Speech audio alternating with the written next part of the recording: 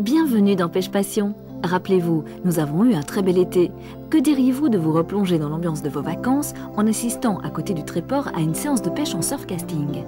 La recette de la semaine, un des secrets de la qualité d'une création culinaire, réside dans la subtilité du mélange des saveurs. Le suprême de cendre rôti au beurre d'anguille fumé en est un exemple. Mer-les-Bains est une charmante cité balnéaire située juste à côté du Tréport, sur les côtes de la Manche, non loin de la baie de Somme. Les fonds sont en partie sableux, en partie rocheux, ce qui fait que l'on y trouve un éventail très large de poissons.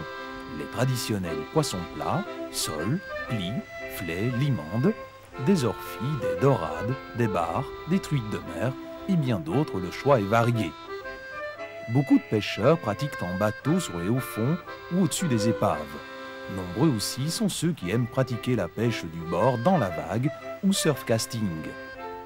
L'endroit qui se prête le mieux à cette technique se situe à la limite entre le Tréport et Mer-les-Bains, sur une série de brise-lames en béton qui s'avancent dans l'eau. Pascal Miquet consacre ses vacances et la plupart de ses loisirs à la pratique du surfcasting.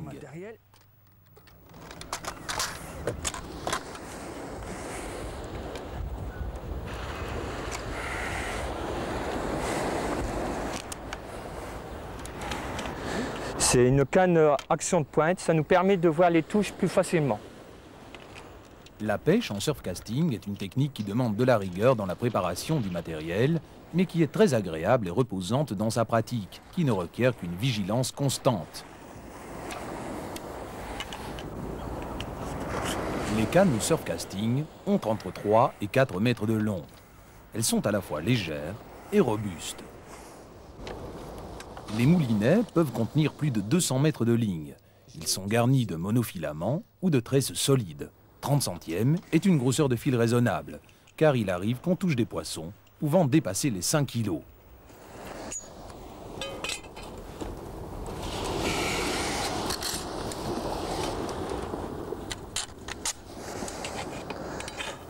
On veillera à ce que le support de canne soit bien stable.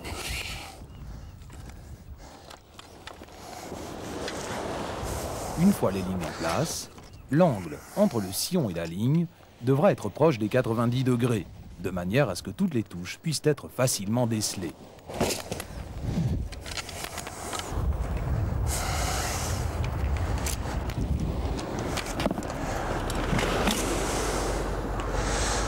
Alors on a un 150 ici, araignée. Voilà, j'ai mis le pont à araignée sur la graffe et je vais utiliser une boucle, bien sûr, vous voyez. Je vais tourner plutôt, je vais tourner légèrement le fil, et ça fait une boucle. Je vais mettre un arrêt, un nœud aléatoire. Voilà, et le deuxième nœud un petit peu plus haut. Ça nous permet d'avoir un plus long plan. Et là, je vais utiliser un 28 centièmes pour faire un traîneur d'1 mètre à peu près. 1 mètre, 1 mètre 50.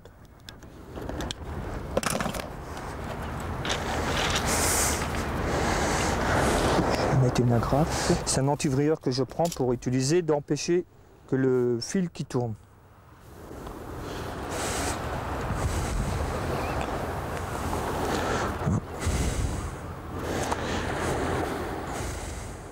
En installant un traînard suffisamment long, on est certain que l'èche que l'on aura choisi, souvent un tronçon d'arénicole, ces vers de sable noir qui vous laissent des taches d'iode sur les doigts, traîne bien sur le fond.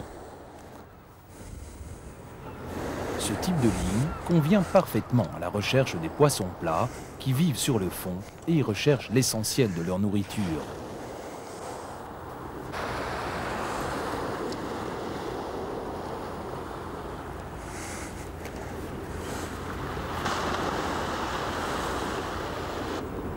Voilà.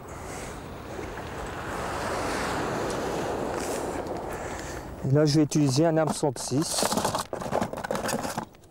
On utilisera le plus couramment des hameçons à œillet de taille 6 à 8. En effet, cette dimension convient bien aux èches utilisées. Le nœud utilisé pour les fixer au bas de ligne, dont le diamètre sera toujours inférieur à celui du corps de ligne, sera le nœud classique d'attache de leurre. Le fil est passé dans l'anneau de l'hameçon, entortillé autour de la ligne, puis repassé dans la boucle de l'œillet. Avant de resserrer le nœud, il est conseillé de mouiller le monofilament avec de la salive. Voilà. Et là, couper à ras de l'hameçon. Voilà le montage. Pour la première canne, c'est fait. Je retente ma canne.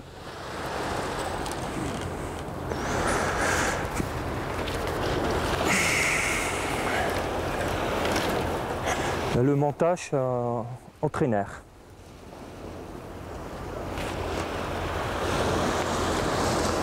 Voilà. Allez, c'est posé. Et je vais utiliser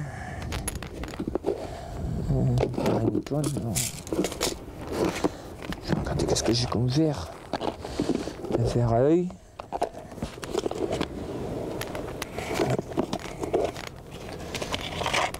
Et alors, je vais utiliser, je peux empêcher ça. Et voilà. Je vais utiliser un enfileur pour enfiler carrément le verre. Pour enfiler le verre entièrement sur l'hameçon, on utilise une aiguille en laiton dont la base est creuse.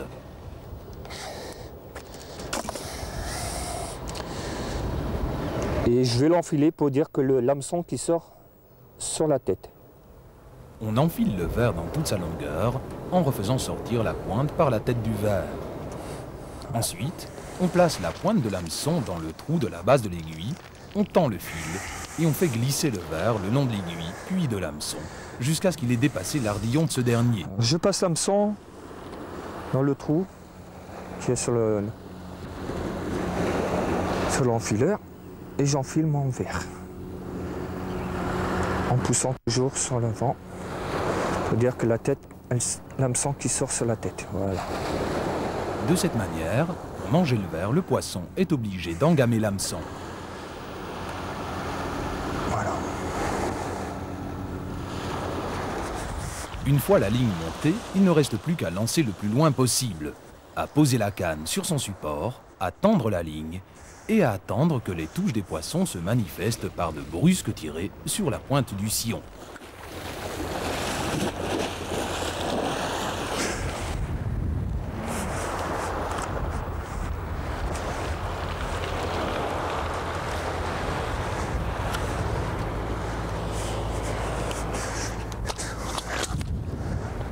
Je commence à tendre mon fil et tirer légèrement pour dire que le plomb ne s'accroche pas trop sur le sable.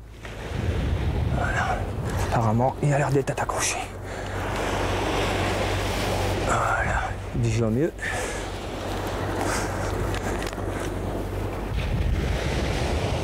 Voilà, il accroche bien, c'est bon.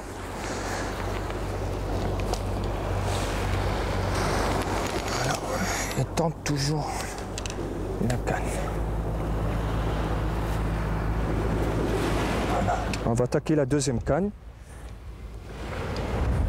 pour le poisson chasseur. Pascal Miquet va monter sur sa deuxième ligne une série de 3 clipots métalliques qui porteront chacun un bas de ligne dont la longueur sera en principe calculée pour qu'il ne puisse ni s'entortiller autour du corps de ligne, ni s'emmêler avec les autres bas de ligne. Une fois la ligne tendue, les èches installées sur les 3 hameçons se situeront au-dessus du fond. Maintenant, on va utiliser les clipots.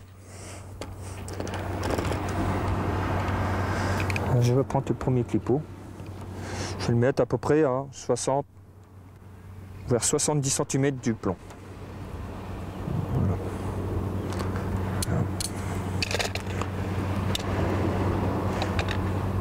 Et les autres clipots, pareil. Toujours en montant.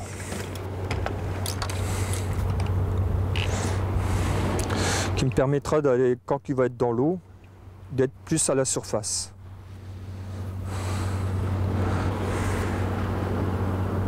voilà, je prends le fil, je tourne autour de la demi-lune, qu'on appelle ça. Voilà. Toujours garder voilà, le clip entier. Maintenant, on va utiliser pour mettre les hameçons. Alors, je vais le poser. Voilà.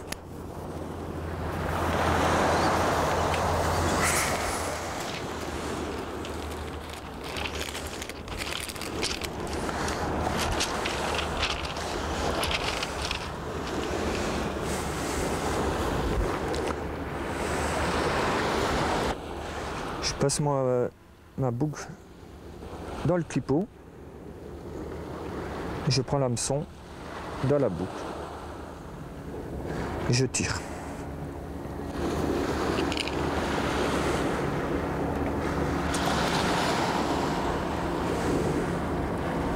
Je vais découper des bouts de verre entre 5 et 10 cm pour l'enfiler.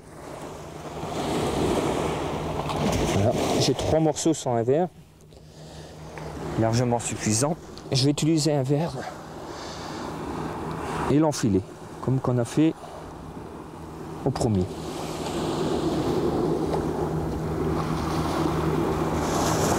Voilà.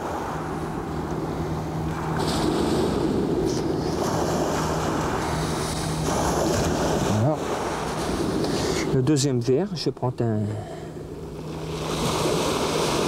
verre à 1000 pattes. Je vais essayer de mettre sur le deuxième hameçon.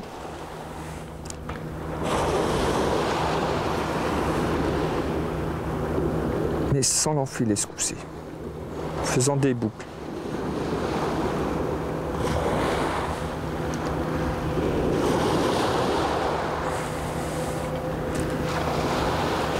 Et je vais remettre un deuxième dessus.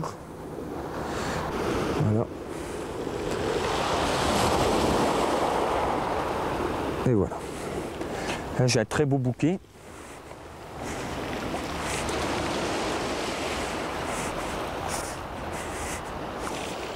La deuxième ligne est lancée en direction des rochers qui ont été repérés par Pascal Miquet à marée basse. C'est là qu'on aura le plus de chances de trouver la plus forte concentration des poissons visés. On prendra souvent soin de panacher les èches, de manière à essayer de déterminer ce qui éveille le plus l'appétit des poissons au moment de la séance de pêche.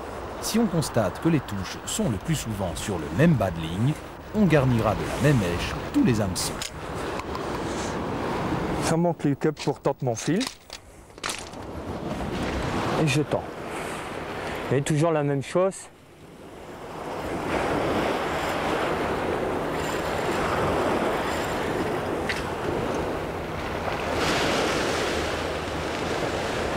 J'ai utilisé des plombs un petit peu trop gros. C'est bon, voilà.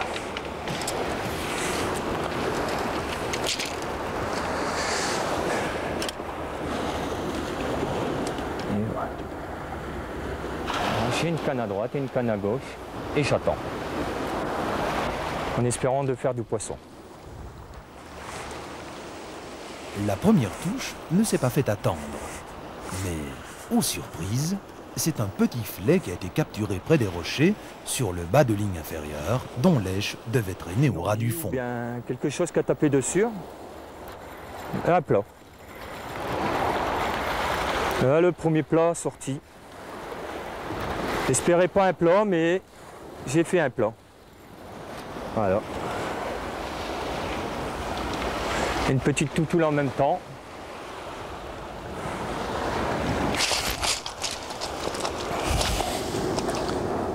Hop, voilà, je vais remettre le poisson à l'eau. Le petit filet ayant engamé l'hameçon très profondément, Pascal Miquet décide de lui rendre sa liberté en coupant le fil au ras de la bouche, ce qui est la meilleure manière de ne pas le blesser trop grièvement.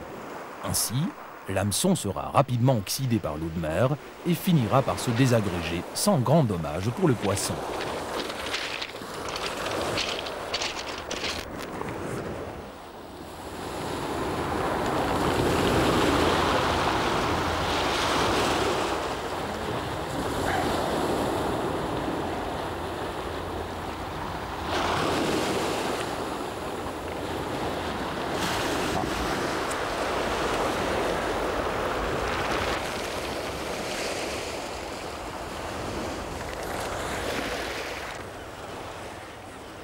touche sur la canne de gauche. Une petite vive à avaler èche et hameçon. Voilà. Alors, jamais touché ce genre de poisson-là. La première nageoire dorsale de la vive porte 3 épines venimeuses dont la piqûre est non seulement très douloureuse, mais peut vilainement s'infecter.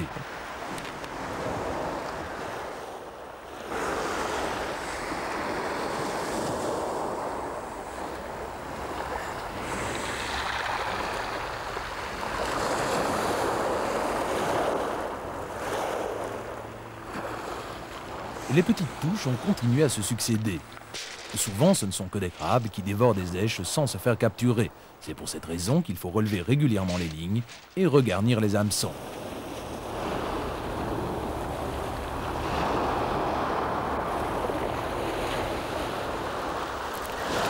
Ah bah. Et voilà, avec le fameux montage à traîner. Sur le fond sableux, un deuxième petit filet est capturé et relâché aussitôt. Ah, il bougeait pas.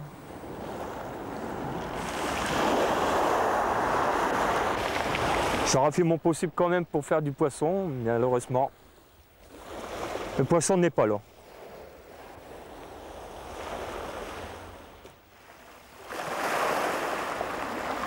Beau temps ensoleillé, mer d'huile et marée de coefficient 107, toutes les conditions étaient réunies pour faire une pêche miraculeuse. Bah, ce sera pour la prochaine sortie.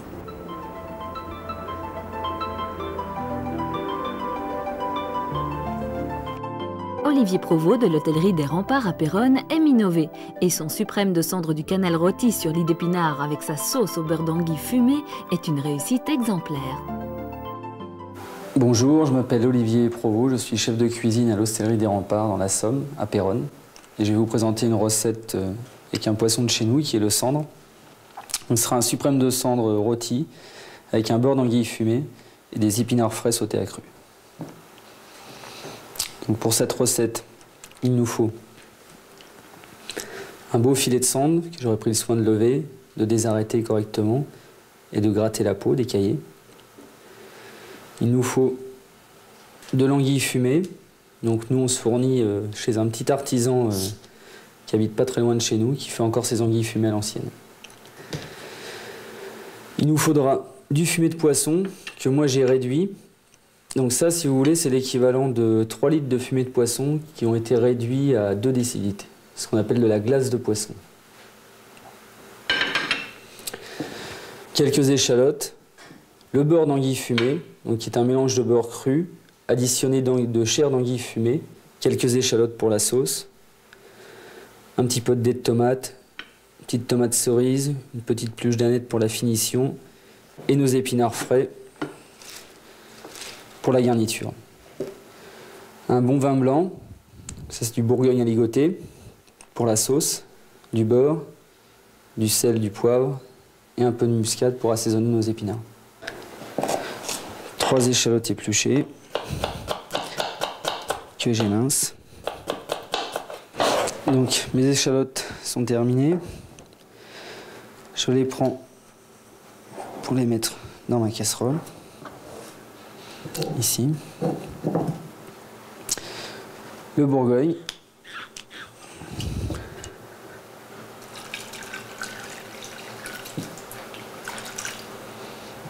Voilà.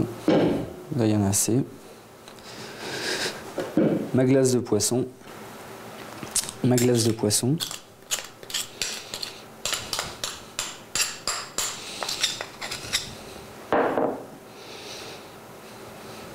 Voilà.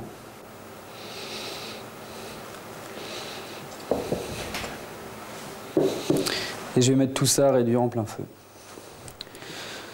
Donc on va se diriger vers le gaz. Voilà. Donc pendant que ma sauce réduit, on va démarrer par la cuisson des épinards. Ce beurre, on va le cuire jusqu'à ce qu'on appelle l'état noisette. On va le laisser mousser un petit peu. On va l'arrêter juste avant qu'il noircisse, qu'il sera blond. on y jettera les épinards. Donc là, mon beurre est blanc. Je jette les épinards. Voilà. Ici.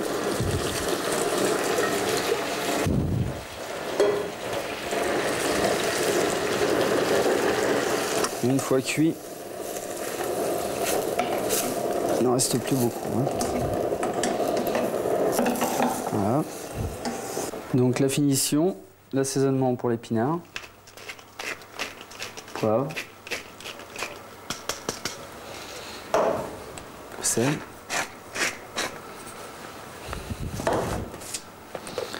et la muscade. Voilà. Nos épinards sont prêts, on va pouvoir les réserver. Nous allons remettre notre réduction à feu vif. On va laisser réduire encore 2-3 minutes. Pendant ce temps, on va inciser le pavé de cendre et on va préparer la cuisson du pavé de cendre. Alors pour la cuisson de mon cendre, je tends bien la peau, j'incise le dessus, faire un quadrillage, ce qui va permettre une belle cuisson au niveau de la peau, une belle petite caramélisation, de faire pénétrer la chaleur par la peau, tout en évitant de dessécher mon cendre côté chair. Donc là, il se saisit un peu, donc il se rétracte, hein, c'est tout à fait normal. Donc là, il va nous falloir 2 à 3 minutes côté peau, peut-être même 4. Une toute petite minute, la dernière, au moment de dresser, on le mettra côté chair dans la poêle pour pouvoir réchauffer la chair. Alors, ma crème liquide.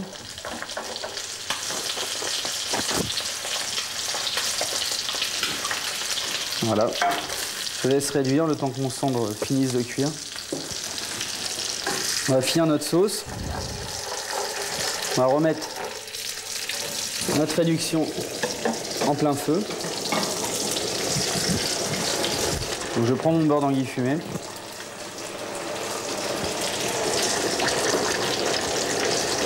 Alors je répète, beurre pommade, donc un beurre ramolli, avec de la chair d'anguille fumée hachée. Donc là ma sauce est à terme.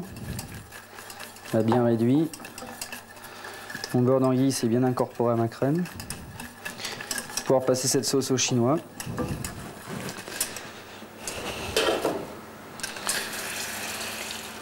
Alors, le chinois, c'est l'outil indispensable de la cuisine.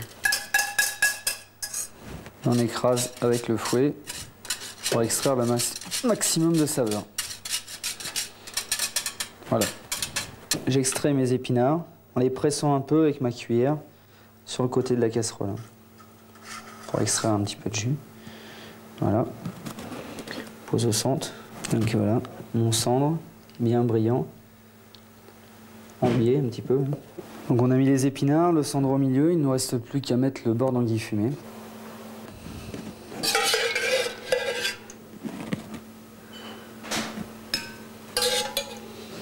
Voilà. On a encore obtenu la liaison de la sauce juste par réduction. Hein. Jamais de farine, jamais de roux. Alors la finition de l'assiette, des bâtonnets d'anguille fumée que je dépose croisés à 3 endroits. Ensuite, la tomate cerise que j'appose avec ma petite pluche d'aneth sur le côté, des épinards, et quelques dés de tomates entre mes bâtonnets d'anguille fumée. Voilà, notre assiette est maintenant terminée. Suprême de cendre du canal, rôti, épinards frais et beurre d'anguille fumée.